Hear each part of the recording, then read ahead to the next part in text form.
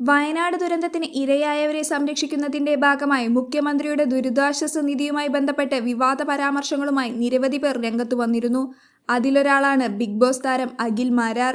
മുഖ്യമന്ത്രിയുടെ ദുരിതാശ്വാസ നിധിക്കെതിരെ ഫേസ്ബുക്കിലൂടെ രൂക്ഷമായ പ്രതികരണമാണ് മാരാർ നടത്തിയിരുന്നത്. ഒരു ഘട്ടത്തിൽ പ്രതികരണം രൂക്ഷമാവുകയും പിന്നീട് പോലീസ് മാരാർക്കെതിരെ കേസെടുക്കേണ്ട സാഹചര്യവും ഉണ്ടായി. എന്നിട്ടും ദുരിതാശ്വാസ നിധിയിലേക്ക് സംഭാവന ചെയ്യില്ലെന്ന നിലപാടായിരുന്നു മാരാരിൻ്റേത്. എന്നാൽ കഴിഞ്ഞ ദിവസം പെട്ടെന്നാണ് അഖിൽ മാരാരുടെ ഫേസ്ബുക്കിൽ മുഖ്യമന്ത്രിയുടെ ദുരിതാശ്വാസ നിധിയിലേക്ക് സംഭാവന ചെയ്തുകൊണ്ടുള്ള പോസ്റ്റ് പ്രത്യക്ഷപ്പെട്ടത്. 1 ലക്ഷം രൂപയാണ് സംഭാവന നൽകിയിരിക്കുന്നത്. പണം നൽകിയതിന്റെ രേഖയും അദ്ദേഹം പങ്കുവച്ചിട്ടുണ്ട്. ദുരിതാശ്വാസ നിധിയെക്കുറിച്ച് സംശയങ്ങൾക്ക് മുഖ്യമന്ത്രി മറുപടി പറഞ്ഞാൽ 1 ലക്ഷം രൂപ നൽകാമെന്ന് അഖിൽ മാരാർ നേരത്തെ പ്രഖ്യാപിച്ചിരുന്നു. ദുരിതാശ്വാസ നിധിക്കെതിരെ ആരോപണം ഉയർന്ന സാഹചര്യത്തിൽ മുഖ്യമന്ത്രി ഈ വിഷയത്തിൽ വിശദീകരണവും നൽകിയിരുന്നു.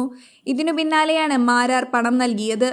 ദുരിതാശ്വാസ നിധിയിലേക്ക് പണം നൽകേണ്ടതില്ലെന്ന് പറഞ്ഞതിനെ തുടർന്ന് അഖിൽ മാരാർക്കെതിരെ കേസ് രജിസ്റ്റർ ചെയ്തിരുന്നു.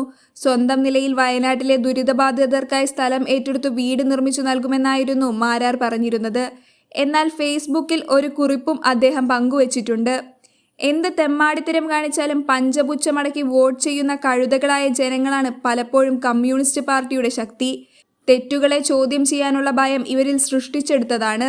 പാർട്ടിയുടെ നയത്തെ എതിർത്ത് യഥാർത്ഥ കമ്മ്യൂണിസ്റ്റുകാരെ വെട്ടിയൊതുക്കി യാതൊരു കമ്മ്യൂണിസ്റ്റ് മൂല്യവും ഇല്ലാത്ത മുഖ്യമന്ത്രിയായ പിണറായി തുടരുമ്പോൾ ദുരന്തമുഖത്ത് രാഷ്ട്രീയം പറയല്ലേ എന്ന വാദത്തിന് പ്രസക്തി നഷ്ടപ്പെടുന്നത് ഇന്നലകളിലെ പ്രവൃത്തിയാണ്. പ്രളയത്തിനും കോവിഡിനും ലഭിച്ച തുക എവിടെ ചിലവഴിച്ചു എന്ന ചോദ്യത്തിന് മറുപടി നൽകാതെ ഉരുണ്ട് കളിച്ചവർ വയനാട്ടിൽ ദുരന്തമുണ്ടായപ്പോൾ രാഷ്ട്രീയം പറയരുത് എന്ന വാദം നിരത്തി മുങ്ങുകയല്ല വേണ്ടത്.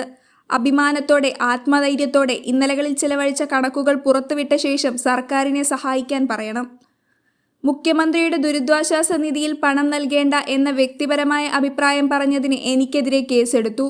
ഒരാളോട് പോലും കൊടുക്കരുതെന്ന് ഞാൻ പറഞ്ഞിട്ടില്ല. പകരം 3 വീടുകൾ വെച്ച് നൽകുമെന്ന് പറഞ്ഞു. കണക്കുകൾ 6 മാസത്തിനുള്ളിൽ പ്രസിദ്ധീകരിച്ചാൽ വീട് വയ്ക്കാനുള്ള തുക മുഖ്യമന്ത്രിയുടെ ദുരിതാശ്വാസ നിധിയിൽ തന്നെ ഇടാൻ തയ്യാറാണെന്ന് അന്ന് തന്നെ പറഞ്ഞിരുന്നു. ഞാൻ ഉയർത്തിയ സംശയങ്ങൾ ജനങ്ങൾ ഏറ്റെടുത്തതോടെ കഴിഞ്ഞ ദിവസം പത്രസമ്മേളനത്തിൽ മുഖ്യമന്ത്രി മറുപടി പറഞ്ഞു. 2019 വരെ ചിലവഴിച്ച കണക്കുകളുടെ ഓഡിറ്റിംഗ് റിപ്പോർട്ട് പൂർത്തിയായി. ഇത് നിങ്ങൾക്ക് ലഭിക്കും. രണ്ടാമത് KSFE കുട്ടികൾക്ക് പഠിക്കാൻ ലാപ്ടോപ്പ് നൽകിയതിന് 81 കോടി നൽകി. എന്നാൽ ഇത് വലിയൊരു അഴിമതിയാണോ അല്ലയോ എന്നത് പ്രതിപക്ഷം പഠിക്കണം. അതായത് കോക്കോനിക്സ് എന്ന കമ്പനി ഉണ്ടാക്കിയ തട്ടിക്കൂട്ട് ലാപ്ടോപ്പുകൾ KSFE വഴി കുട്ടികൾക്ക് നൽകി. ഒരാഴ്ച കഴിഞ്ഞപ്പോൾ തന്നെ 70% ലാപ്ടോപ്പുകളും നശിച്ചു.